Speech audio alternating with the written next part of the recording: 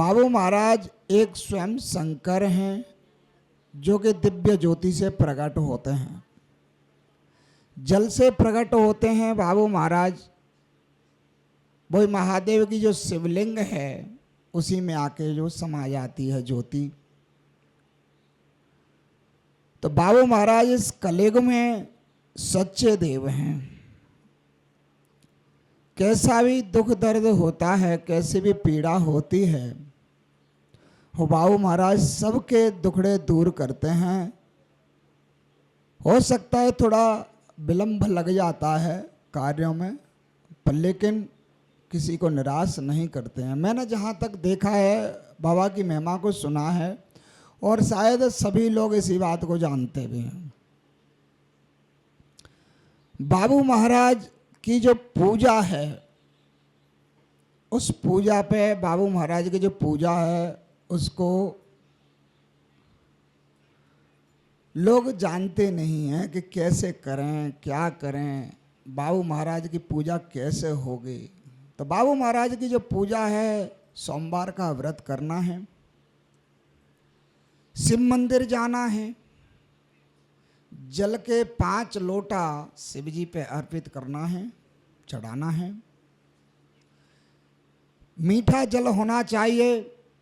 पहला लोटा है शंकर भगवान का है, दूसरा माता पार्वती का, तीसरा है बाबू महाराज का, चौथा है भैरव जी महाराज का, 5वां अपने पितृ देवताओं का है।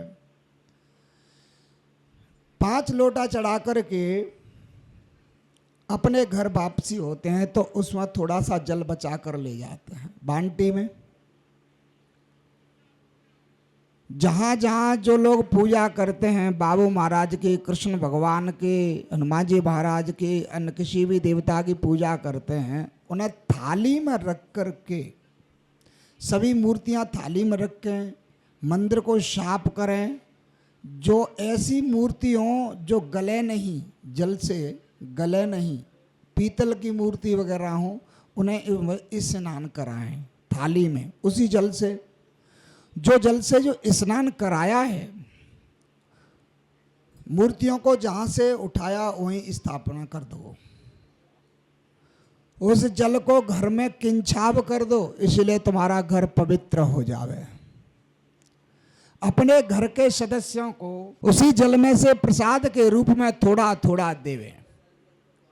जो व्यक्ति घर से आउट है या दारू मीट मांस करता है या जो उस प्रसादी लायक नहीं है, उसमें से जल ना देवें। जल नहीं देना चाहिए, वो स्वयं जल जो है वो खुद ग्रहण करना चाहिए। बाबू महाराज की जो पूजा इस प्रकार से स्वच्छ और साफ है।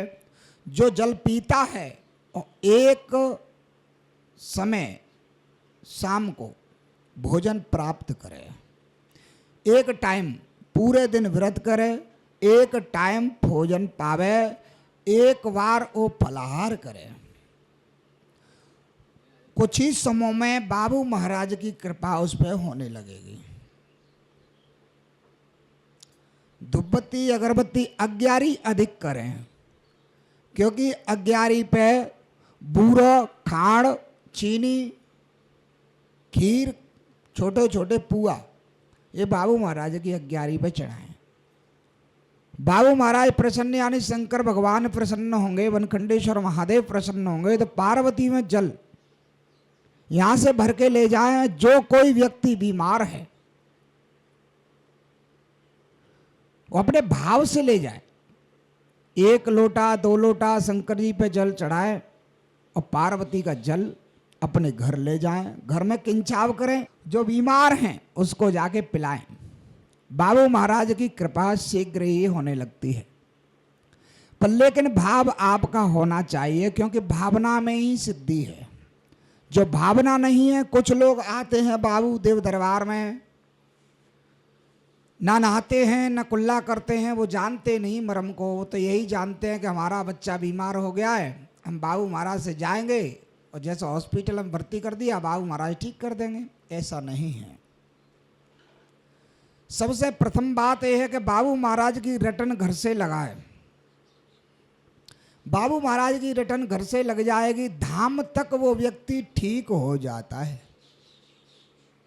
ये बाबू महाराज की खासियत है। बाबू महाराज दिन में जहाँ से चलता है उसी दिन उसकी चमत्कार उसके जीवन में हो जाता है।